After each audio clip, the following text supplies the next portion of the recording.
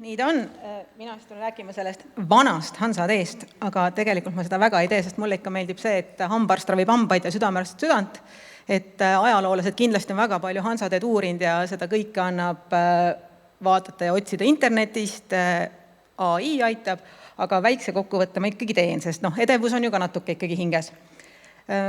Pilte ma kahjuks näidata ei saa, sest me räägime keskajast, et toona pilte ei tehtud. Ja AI-ga ühtegi fotot ma genereerima ka ei hakanud, sest ei saa ju öelda, et see täpselt nii oli. Ennast ei olnud. Aga Pärnul on au tõesti kuuluda Hansa linnade liitu. Ja Hansa linnade liit oli siis keskaegne liit, ühendas ta Hansalinnu ja kaupmehe. Ju keegi tahtis kusagilt kasu taada, ju keegi tahtis midagi paremini teha. Ja seda imet, koostöö ju tõesti aitab. Ja nii see liit siis kindlasti omal ajal toimima sai, et teeme ikka koos, ärme üksi seda väikest asja seal nurga taga ketra ja seda siis liikumine siis kulges. Ühel hetkel ta muidugi küll lõppes, aga ega elus ma saan aru ongi nii, et kõik käivad sellise väikese lainena. Eesti linnadest kuuluvad Hansa liitu, sest kui see liit uuesti 90. taastati, siis astusid sinna Tartu, tervitaks Tartu linnapead, Pärnu, Tallinn ja Viljandi ja ka Narva, sest Narvas oli Hansa kontor. Ja ma arvan, et tõesti too oli see aeg, kui tunti jälle, et kuulge, et aga võiks ju koos taaskord midagi teha, sest see ajalugu on meil ühtne, miks me siin sedasi eraldi rapsime. Ja see ühtsuse ja kultuuri tunne, ma arvan, oli see kandev idee. Mis meil täna, kui me räägime Eesti linnadest, siis see ühendab ju ka tegelikult Euroopa linnu, Põhja-Euroopa, jõuame Venemaale, jõuame kuni Islandini välja ja nii me seal liidus kenasti oleme. Väljakutsed tänapäeval. Ilmselgelt on väljakutse see, et asju on jube palju. Asju on nagu nii palju, liit on palju ja see otsus, et kuhu me panustame siis lõpuks, et sinna jõuda, vaat see on see minu meelest see väljakutse.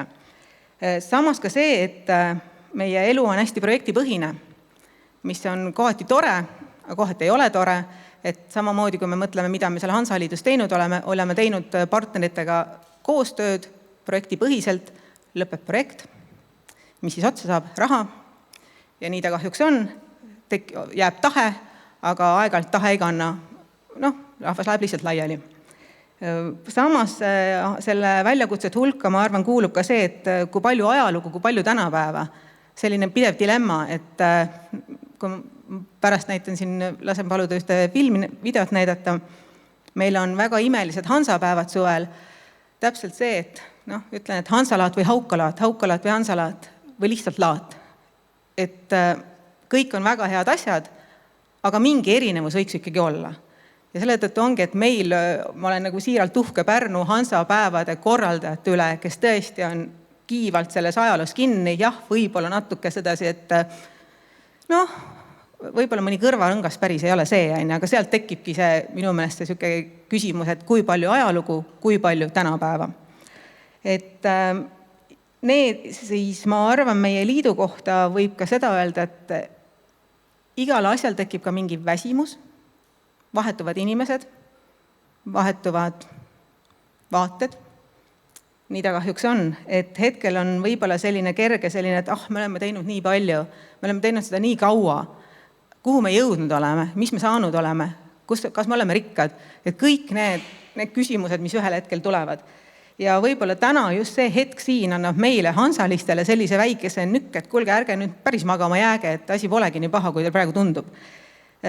Generatsioonide vahe kindlasti ka, et kui organisatsioonis on mingid generatsioonid, mingid inimesed, kes vahetuvad, siis tekib jälle selline, et need vanad läksid ära, uued pole veel jõudnud. Ma ei ütle, et see oleks midagi paha, et nii lihtsalt minu meelest on.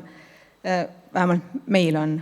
Ja täpselt see, et ühel hetkel ikkagi see otsus, et mida me ise tahame. Mida me tahame? Kas me tahame sellega jentida või ei taha ja see entukas kannab või ei kanna? Et nii me seal toimetame. Väljakutseteks on muidugi ka see veel, et ma toon nüüd teile ühe näite. Et kui me räägime sellest Hansa linnast, kui me räägime Pärnust, kui te Pärnusse tulete, tuleb see tunne, et Hansa linn. Ei tule, sellepärast, et see ühel hetkel kadus. aga me nagu püüamegi seda tuua rahvasse rohkem ja rohkem. Et inimesed teaksid, näeksid meid, need samad hansapäevad meil, eestlastel on olnud võimalus, 2005 toimusid rahvusvahelised hansapäevad Tartus, 2010 Pärnus, 2015 Viljandis.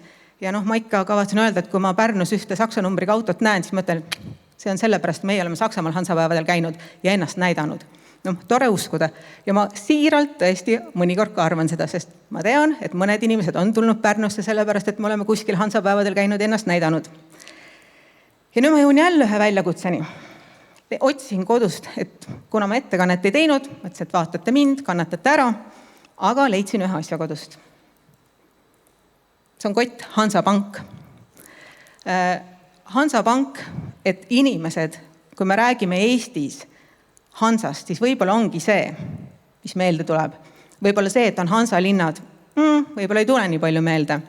Et meie roll praegu ongi see, et võib-olla nagu rohkem rääkida sellest Hansalinnast, tuletada meelde inimestele, see on meie kübeke meie ajalugu ja tegelikult see Hansapank, see nimi tuleb ju ka sellest Hansaliidust.